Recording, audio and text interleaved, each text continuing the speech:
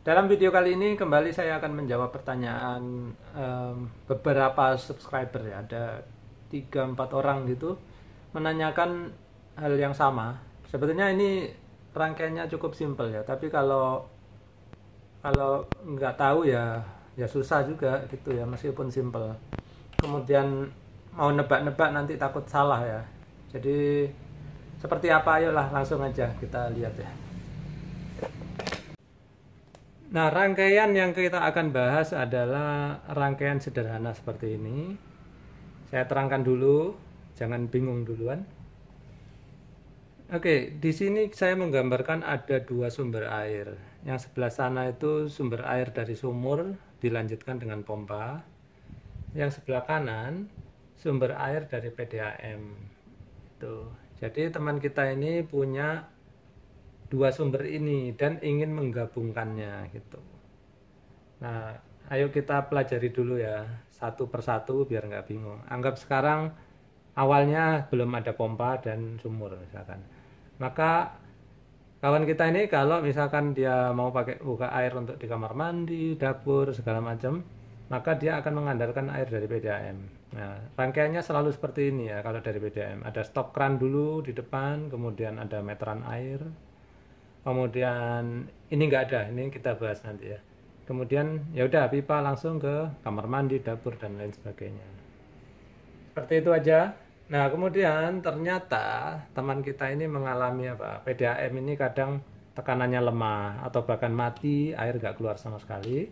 Maka dia ingin memompa air sendiri dari sumur ya untuk jaga-jaga kalau PDAM mati gitu. Akhirnya dia buat sumur, terus jaringannya seperti ini. Ayo kita bahas sekarang ya. Mulai dari bawah ya, selalu ada saringan agar air atau pasir gitu tidak naik ya. Ada saringan, kemudian ada foot clap. Foot clap ini fungsinya agar air nanti yang naik tidak turun kembali.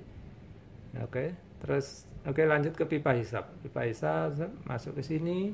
Nah, kemudian dipompa ya, air dipompa nih, masuk ke sini. Ini klepnya dibuka. Oke, masuk sini. Jadi seperti itu aja. Kalau PDAM mati, ya udah pompa bekerja. Ini colokan ke listrik ya. Saya nggak perlu menggambar detail sampai kabelnya segala macam. Jadi intinya begitu. Kalau PDAM tekanannya jatuh drop, misalkan cuman setengah ATM misalkan, maka pompa ini secara otomatis bisa mengambil alih tugasnya PDAM untuk menyuplai air ke kamar mandi, dapur, dan lain sebagainya. Sesimpel itu ya kawan-kawan. Nah, kemudian suatu saat misalkan PDAM kembali tekanannya tinggi, suplainya bagus, misalkan menjadi 3 ATM sini, maka secara otomatis pompa ini pressure switch-nya di sini bisa merasakan sehingga dia mati, ya. Sehingga air yang masuk itu dari PDAM. Gitu.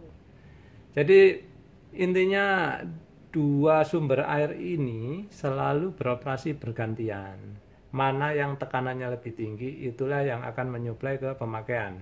Seperti itu. Jadi tidak bisa digabung seperti ini ya. Mana yang lebih kuat, dia yang akan menyuplai. Jadi pilih salah satu yang paling kuat. Pilih aku atau dia. Nah, seperti itu kira-kiranya. Baik, sekarang kita akan pelajari lagi ya. Tadi itu kenapa PDAM kan aslinya nggak ada check valve. Ini check valve atau orang kadang nyebutnya klep tabok atau kadang disebut juga tusen klep gitu ya. Fungsinya adalah untuk memastikan agar air tidak mengalir keluar ke PDAM sini kalau pompa lagi beroperasi. Jadi air hanya bisa ngalir satu arah, hanya ke sana. Begitu ada tekanan dari sana, ini akan nutup otomatis. Nah, stop gitu. Sehingga air hanya ke pemakaian, itu aja. Kemudian, loh Pak, apa nggak perlu di pompa ini kita pasang juga check valve, tusen klep atau klep tabok? Menurut saya nggak perlu. Kenapa? Karena di dalam pompa ini sendiri sudah dilengkapi dengan check valve ya.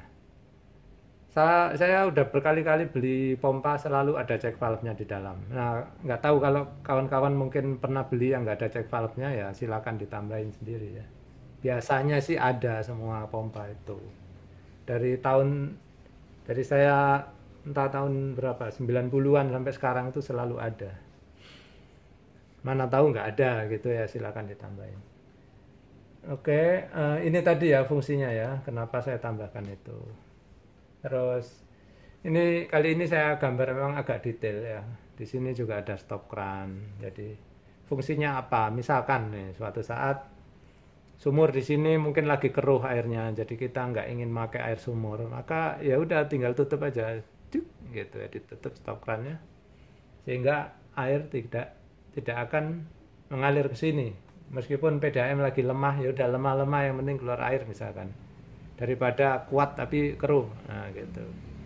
Jadi tinggal tutup aja, seperti itu kawan-kawan ya. Kemudian ini nih biasanya ya, yang komen-komen ini nggak apa-apa sih, sering kali ngasih improvement yang ya menurut saya cukup canggih gitu. Jadi kadang pertanyaannya begini, Pak, kalau air sumur udah levelnya rendah, terus di bawah pipa hisapnya ini, bagaimana Pak agar pompa ini mati otomatis? Nah kalau kayak gitu pertanyaan kalian itu bisa kita install apa ya namanya, di sini itu orang sering bilang itu radar gitu ya. Jadi radar itu ada pelampungnya 2 biji kayak gitu.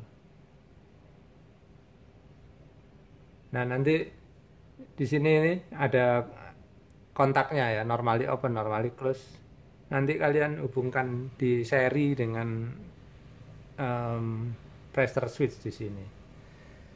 Saya nggak akan mengajarkan bagaimana ini cara pengkabelannya. Kalau misalkan kalian ingin improve ya, ingin meningkatkan kecanggihan pompa ini dengan menambahkan radar tadi atau float switch, ya kalian cari tahu sendiri dulu lah. Nanti kalau kalian memang butuh cara bagaimana cara nyambungnya ini, kalian tulis di kolom komentar, nanti suatu saat saya akan balas, karena saya akan bahas lewat video lain, karena ya ini butuh waktu tersendiri lah untuk membahasnya. Nanti kalau enggak ini bisa berjam-jam kita bahas.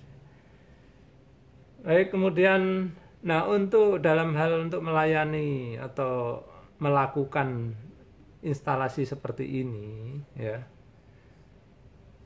maka pompa ini kita harus memakai tabung udara dan pressure switch ya. Kalian nggak bisa misalkan ada yang bilang mau pakai flow switch kayak gitu, itu nggak bisa, nggak ada pilihan lain, pilihannya satu-satunya kalian harus pakai pressure switch. Nah demikian tadi kawan-kawan rangkaian kali ini yang tidak terlalu rumit ya. Tapi kalau kawan-kawan masih ada yang ingin ditanyakan, silakan aja tulis di kolom komentar. Nanti akan saya usahakan menjawab. Tapi sabar ya, antri mungkin beberapa hari, karena banyak sekali pertanyaan-pertanyaan yang menanyakan kondisi di rumah masing-masing yang berbeda-beda, sehingga ya saya harus menggambarnya karena memang berbeda. Kalau saya terangkan ini nanti belum tentu sesuai sama kawan-kawan yang lain.